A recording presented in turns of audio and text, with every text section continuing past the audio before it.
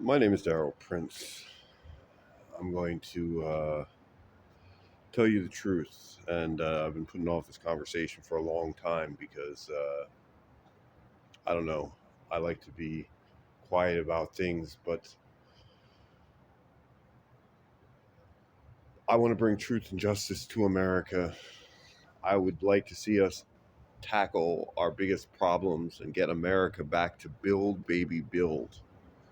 I see a future for America. I see an America with so many possibilities, but also needing something new, something that the people feel, something that everybody feels. We need a change in some of how we do things, and we do need to fight a little harder and get things pushed through and done, because most of the problems that we have in this society, especially for what America has, are kind of silly. But we also have to take note of what a lot of what America has. I mean, historically low crime rates, um, and you know, a chicken in every pot is kind of expected and demanded here, and it's kind of true. Um, that at least we can do as a great nation, and Rome did the same. I mean, but right now we have the need to build. I mean, other countries are far surpassing us in terms of their technological implementation, trains running faster, and part of it is that we wanted to keep selling oil and gas, and I got no problem with oil and gas. Like, uh, families that work there, and I think oil is very useful. I don't think we should burn all of it though. It's great for production, um, and going into space, and I don't want to burn all of it into the atmosphere. And I'm a chemist, bro. Like, my parents met in a chem lab. Like, I when I talk about these kinds of things, and people should respect science, because science, when people get down to it, I mean, we're talking instantaneously across uh, whatever thousands of miles. Science knows a few things. So, do we know if carbon dioxide is insulation? There's only 2 points to it for you not to believe that global warming is a real. Are we putting? Does carbon dioxide form insulation with the earth, and we put lots in? Carbon dioxide is insulation with the earth. We knew that in 1860. Two, um, it's called the greenhouse effect. Because it came from our understandings of it came from back in those days when they had greenhouses because they didn't have electric heaters. We've known about this stuff for a long time. The first book on global warming was written in 1896 by a Nobel Prize winner, whose work is still used today. And the original theory comes from a guy whose work is still used in pretty much every part of the chemical industry, including the oil and gas. And the confirmation data was from ExxonMobil. So argue with that. Argue with ExxonMobil. ExxonMobil said climate change is real and collected the data. So, you know, so you don't mess with warming up the earth, and we don't want to lose the poles. We got to make sure that we take care of this, and we may have to do some constructive sort of rebuilding of the poles or whatever. I'm saying this as it's knowing seems kind of silly, but uh, it's true. Um, there's a lot going on.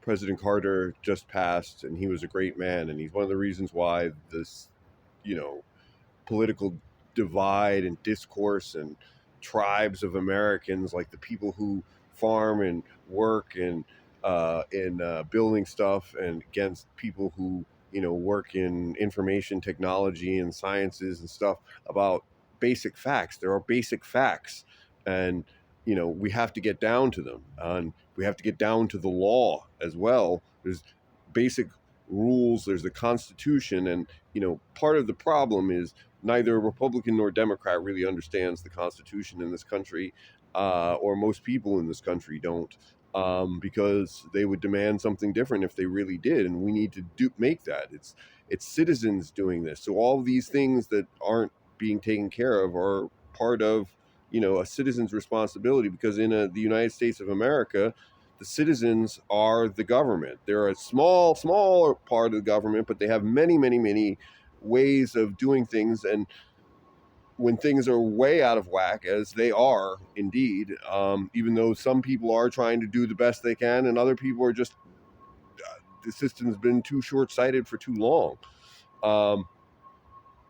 But President Carter was, to his dying day, he was still going out to Habitat for Humanity things, building. He was a nuclear physicist.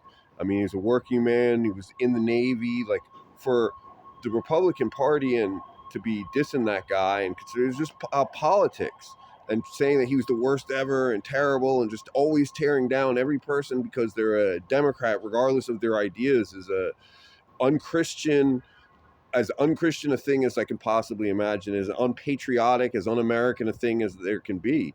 And my family, I had conservatives in my family, but I got into arguments that caused rifts in the family, and so it personally hurts me. But I mean, it's over facts and things that we're just, it's not business or country over facts, like facts and, the law. That's the contract that binds us all. And it's pretty good. It's pretty good. It's not perfect. And there's a lot more that we can do, but we have to understand what it is before we can start putting down things new in like a constitutional convention. But we have to talk still about more things. President Biden just retired, and he did a lot of great things. More infrastructure, and got a lot implemented, and a lot of rule changes that were beneficial. There were some other things that, in terms of figuring out all of what happened with COVID and like getting a good postmortem on that stuff in terms of, and then even how the Trump administration had dealt with that. We have to have nonpartisan conversations just on facts, because it's about all of us. It's about all of us. And the whole idea of America is that we settle things with talk rather than with violence. And that's one of the major ideas of America. And, if we represent people from each different place, and we need our representatives representing states and not political parties. I know there are interests, and I know that there's hierarchies in those things, but, some semblance of the law has to be, upheld to. There's reasons why those things are those ways. And what's been breaking my heart is the continued bombing in Israel, paid for by U.S. taxpayer dollars, of people in tents. They're calling them terrorists. I mean, I don't like what happened on October the 7th. I don't know how it happened, because with what Israel has in terms of security, it's just a huge, enormous security failure. But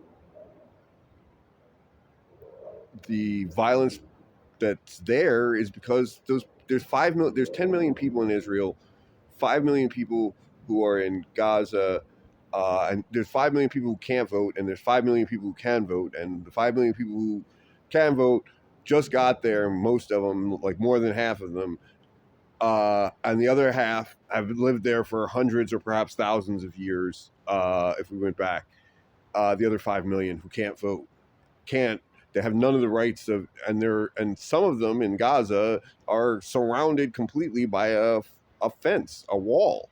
And I guarantee you, if you asked anybody in MAGA or anybody who's a Second Amendment, what would you do if Joe Biden came and put a wall around your town and told you if you left, you can never come back to your hometown?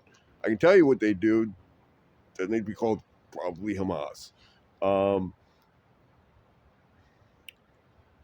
Drop them. You can't bomb your way to peace. I mean, I don't like Hamas's destructive tendencies.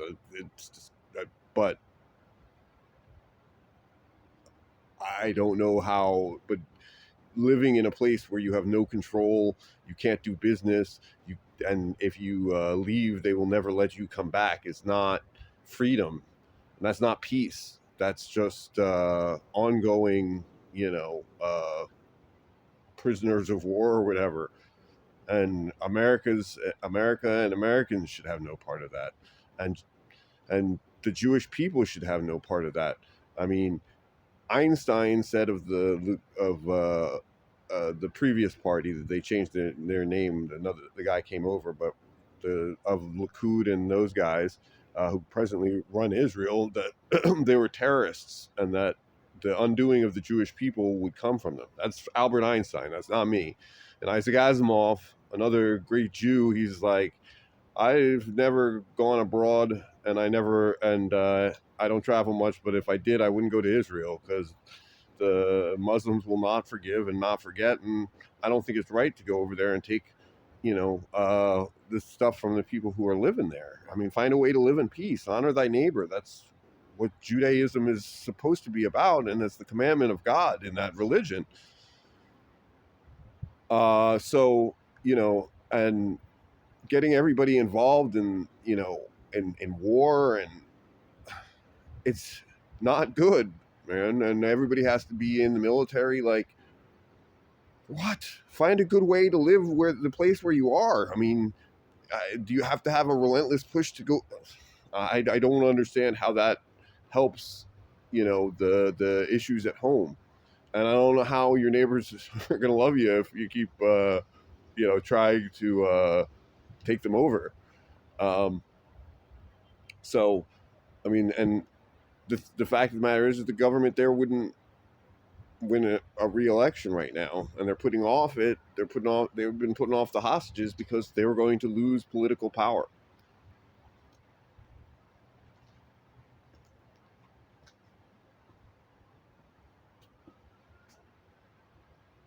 It crushes me to know I've not done more.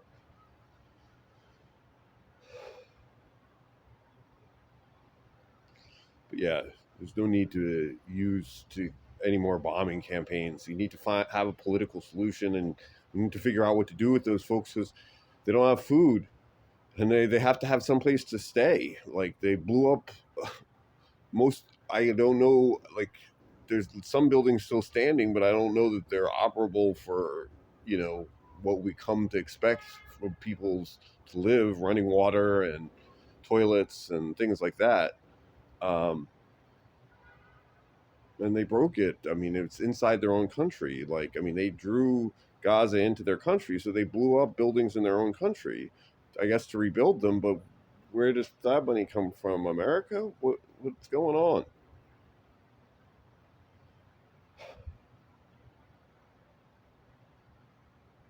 And I also wanted to real quick, since this is already too long.